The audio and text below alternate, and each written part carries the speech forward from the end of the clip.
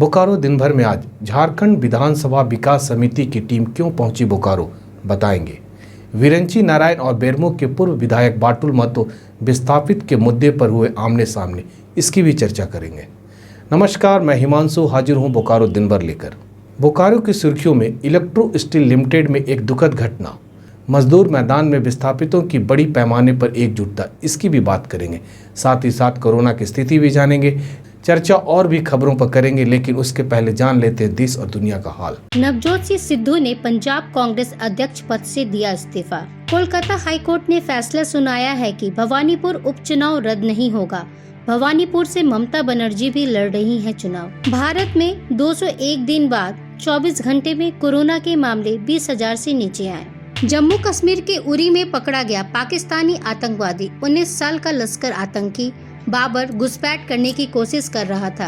सप्ताह के पहले दिन सेंसेक्स 410 अंक और निफ्टी 106 अंक गिरकर हुआ बंद। सोने की कीमत 150 रुपए प्रति 10 ग्राम गिरी, तो वहीं चांदी का कीमत भी 150 रुपए प्रति किलोग्राम गिरी। अब एक नजर आपके राज्य झारखंड की 3 बड़ी खबरों पर। विनोबा भावे विश्वविद्यालय हजारीबाग में नवनिर्मित मल्टीपर्पज बिल्डिंग और डिजिटल स्टूडियो का उद्घाटन करने 29 को आएंगे राज्यपाल रमेश बैस। मुख्यमंत्री हेमंत सोरेन केंद्र और राज्य प्रायोजित योजनाओं को लेकर 30 सितंबर को मैराथन समीक्षा बैठक करेंगे। झारखंड के मौसम विभाग के अनुसार साइक्लोन गुलाब एक नए चक्रवात को दे सकता है जन्म। तो ये थी देश, दुनिया और झारखंड की खबरें। अब नजर डालते हैं बोकारो के 9 प्रखंडों की खबरों पर, जो आज सुर्खियों में बनी रही। झारखंड विधानसभा विकास समिति की टीम सोमवार को बोकारो पहुंची और बोकारो परिसदन सभागार में झारखंड विधानसभा की युवा कल्याण, संस्कृति, पर्यटन विकास समिति की बैठक सिल्ली के विधायक सुदेश महतो की अध्यक्षता में की गई। इस समिति में बेरमो विधायक कुमार जयमंगल सिंह, पांकी विधायक शशि भूषण मेहता, गोमिया विधायक डॉक्टर लंबोदर महतो सदस्य के रूप में शामिल हुए। सभी सदस्यों द्वारा क्रमवार विभिन्न विभागों से संबंधित लंबित मामलों पर सुनवाई की गई। कि बोकारो में पर्यटन के क्षेत्र में, जैसे अभी हम लोग चर्चा कर रहे थे कि सबसे बड़ा और बृहद कैटेगरी में कौन आता है, कि पर्यटन बोकारो बोले तो कहाँ लोग आना पसंद करता है या फिर लोग कहाँ आते हैं, तो इसको कैटेगराइज करना ये ज़्यादा जरूरी है और उसको पहले पेनलाइज करना और फिर उस अनुसार उसके लिए फंड और उसको डिजाइन तैयार करना ही जरूरी। बोकारो में पर्यटन के लिए बेस्ट कौन सा है, कौन सा हो सकता है, इसकी जब तक प्राथमिकताएं तय नहीं होगी तो हम वहाँ तक पहुँचेंगे कैसे। सरकार सोचने से ज़्यादा है कि बृहद रूप से सोचना है। वो एक धार्मिक जगह है, जब इतने लोग धार्मिक आस्था वाले लोग वहाँ पर आते हैं तो वो स्वतः ऑटोमेटिक पर्यटक ये जगह बन जाता है। चूँकि मंशा बदल जाती है, बगल में तेनू घाट है, तो जो 1 लाख लोग वहाँ विजिट करते हैं वो तेनू घाट रुकते हैं। ये आप देखिएगा, क्योंकि लोग इसी तरह से लोग और पर्यटन स्थल इसी तरह से विकसित होते हैं, तो ये कनेक्टिंग है। आप हम उसको अगर डेवलप करेंगे तो हमको तेनू घाट आसपास को भी उनके लिए थोड़ा डेवलप ज़्यादा करना पड़ेगा। तो दोनों का प्रारूप और प्रोग्राम हमेशा राज्य सरकार कुछ ना कुछ योजनाएं वहाँ पर ली है, लेकिन एक बृहद करे उसके लिए योजना तैयार हो जाना चाहिए। क्योंकि वर्ष में एक मेला लगता है, हमारी ये कोशिश हो कि सालों भर लोग वहाँ पर आए। सालों भर कैसे लोग आ पाएंगे, पर्यटन तो इसी का कहते हैं, तो एक वार्षिक मेला हो जाएगा। तो वार्षिक मेला नहीं, वो अगर धर्म आस्था का जगह है तो निश्चित रूप से लोग हमेशा आए, ऐसा व्यवस्था वहाँ पर होनी चाहिए और ऐसी प्लान बननी चाहिए। हम कमेटी से हम लोग यही प्लान करेंगे कि हमारे सारे माननीय विधायक और कमेटी ये राज्य सरकार को और खासकर डिपार्टमेंट को इसका प्रपोजल देंगे।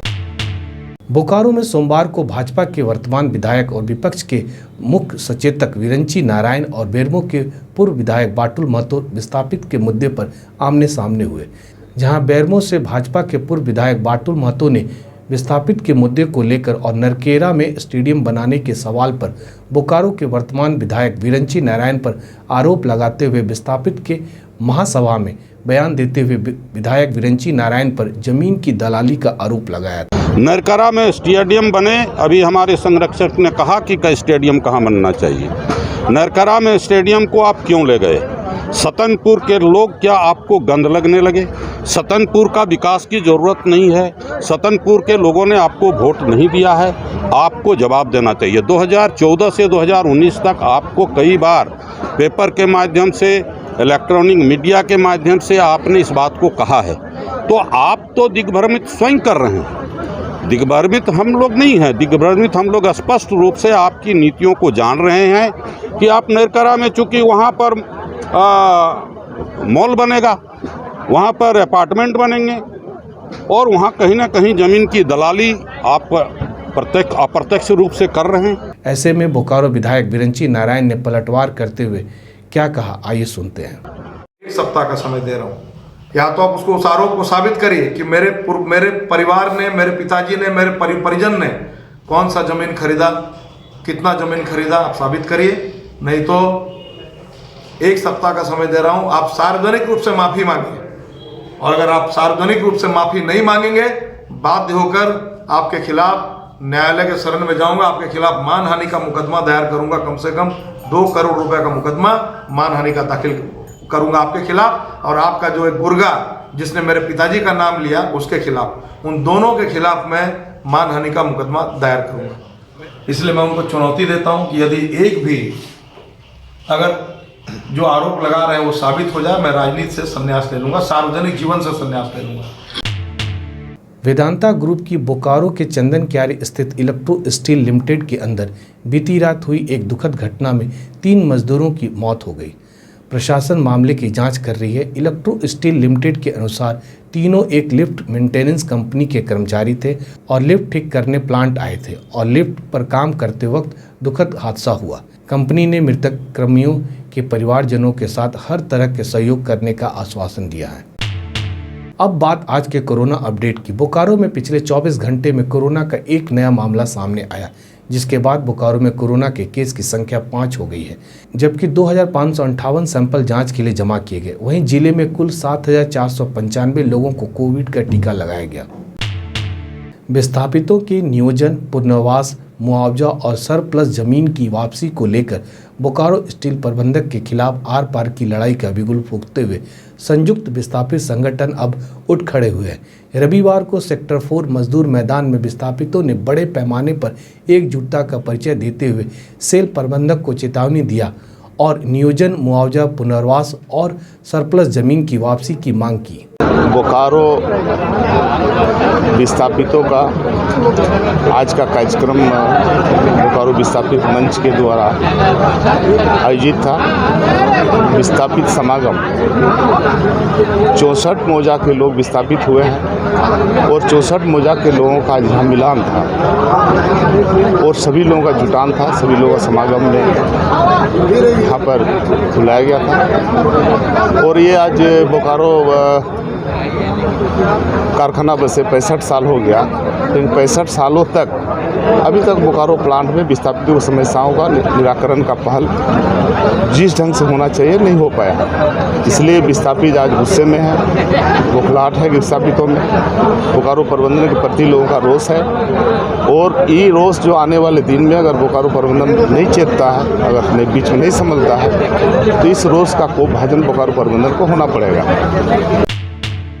आज़ादी के 75वीं वर्षगांठ को आज़ादी के अमृत महोत्सव के रूप में मनाते हुए सोमवार को जिले के विभिन्न विद्यालयों में सरदार भगत सिंह की जयंती मनाई गई।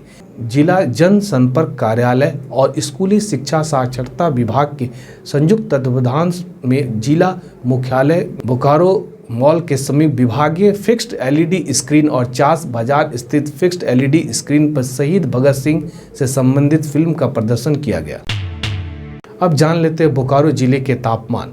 मौसम विभाग के अनुसार आज का अधिकतम तापमान 30 डिग्री सेल्सियस और न्यूनतम तापमान 24 डिग्री सेल्सियस रिकॉर्ड किया गया। आज का comment of the day Jibrail Bokarvi official द्वारा किया गया, जिन्होंने 27 सितंबर को बोकारो टाइम्स के यूट्यूब पर यह कमेंट किया था। उन्होंने लिखा है, बहुत शानदार खबर दिखाते हैं, मेरी दुआ है और कामयाबी मिले। जिब्राइल जी, हमारे साथ जुड़े रहने के लिए और हमारा हौसला अफजाई करने के लिए आपका धन्यवाद। और मैं आपको बताऊं कि आपकी इन्हीं हौसले अफजाई की वजह से हमें अपने कार्य करने में प्रेरणा मिलती है। बने रहे हमारे साथ। आप अपने आसपास की घटनाएं और समस्याओं को आप हमें व्हाट्सअप कर सकते हैं। हमारा व्हाट्सअप नंबर है 9334210302। इसी तरह बोकारो के तमाम खबरों को जानने के लिए आप हमारे चैनल बोकारो टाइम्स को लाइक करें, सब्सक्राइब करें और शेयर करें। फिर मिलेंगे बोकारो दिन भर में, सोमवार से शुक्रवार रात 8 बजे। तब तक के लिए नमस्कार। बने रहें thetimes media.com पर। आप हमें फेसबुक और यूट्यूब पर भी देख सकते हैं।